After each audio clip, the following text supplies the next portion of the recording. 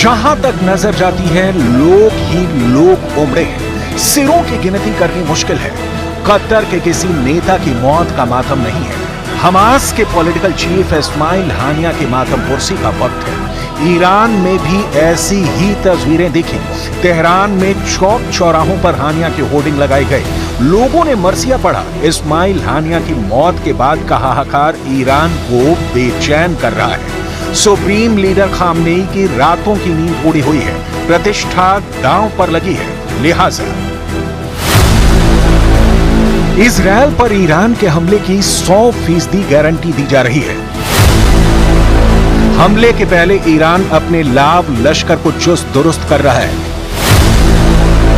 Iran के revolutionary guards युद्ध की रणनीति तय कर रहे हैं।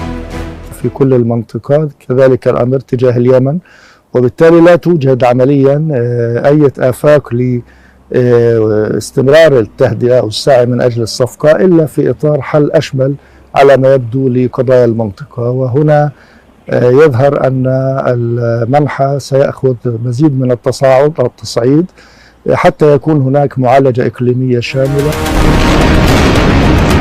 ईरान का पक्का इरादा है, लेकिन इजरायल पर हमला ईरान करता है तो पक्का इजरायल का ही नुकसान होगा। ये बहुत कच्चा है। ऐसा कहने के कई कारण हैं। एक एक कर इन कारणों की डिटेल दिखाएंगे, क्योंकि कहा जा रहा है कि अब की बार इजरायल के साथ अकेला ही लड़ेगा। दूसरे शब्दों में कहें तो इस बार ईरान को अकेला ही लड़ना पड़ेगा।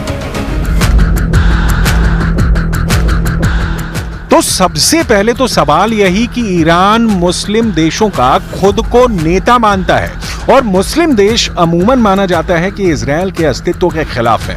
फिर ईरान को दूसरे मुस्लिम देशों का साथ क्यों नहीं मिलेगा? इसके भी कई कारण हैं, जिसकी डिटेल देखने के बाद क्लियर हो जाएगा कि ईरान को इजरायल से अकेला ही टकराना होगा। इसे समझने के लिए आपको ईरान और इजरायल का भूगोल समझना होगा। ईरान और इजरायल की सीमा एक दूसरे देश से नहीं मिलती। दोनों देश एक दूसरे से काफी दूर हैं। ईरान से इजरायल की दूरी 1800 किलोमीटर है। ईरान अगर इजरायल के ठिकानों को निशाना बनाना चाहता है तो कम से कम 1500 किलोमीटर की हवाई दूरी तय करनी होगी।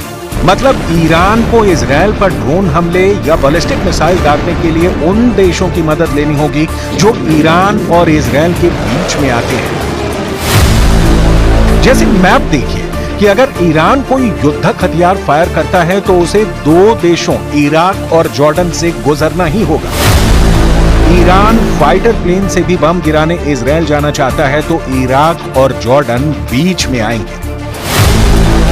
अब सवाल यह है कि क्या इराक और जॉर्डन इजरायल के खिलाफ ईरान के युद्ध में उसका साथ देंगे?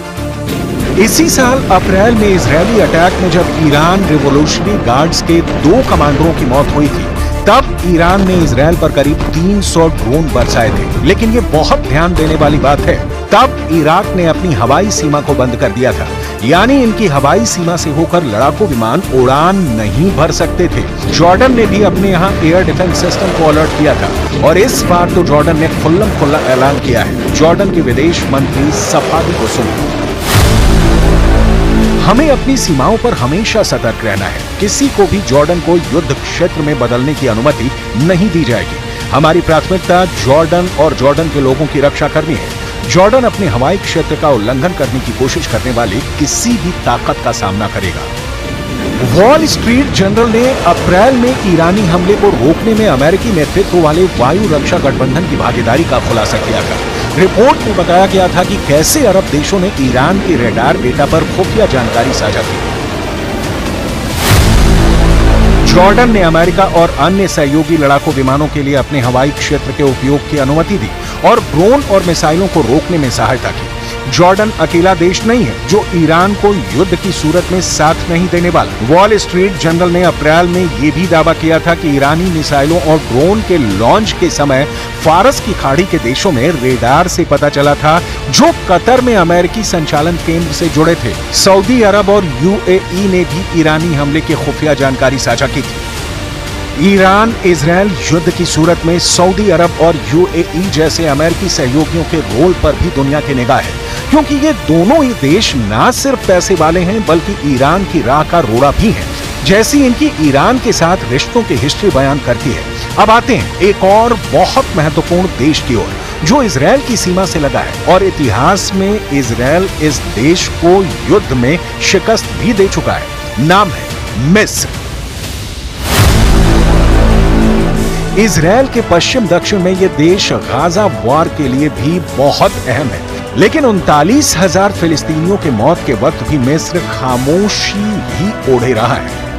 ईरान का साथ देने या नहीं देने के पीछे मुस्लिम देशों की अपनी अपनी रणनीति है। कुछ देश इसमें उलझना नहीं चाहते क्योंकि युद्ध के दौरान अमेरिका इजराइल के साथ होगा, और कुछ देश ईरान की मिडिल ईस्ट में वर्चस्व की भावना से वाकिफ है। युद्ध में साथ देने का मतलब होगा ईरान को बढ़ाना, लिहाजा मुस्लिम देश युद्ध के बाद भले ही फैसले लें कि किधर का होना है, लेकिन अभी ईरान अकेला खड़ा दिख रहा है। सवाल है फिर ईरान के साथ कौन है? तो ये बहुत क्लियर है, इसमें 2 नहीं बल्कि 4 देशों के नाम कोई भी आसानी से गिना सकता है।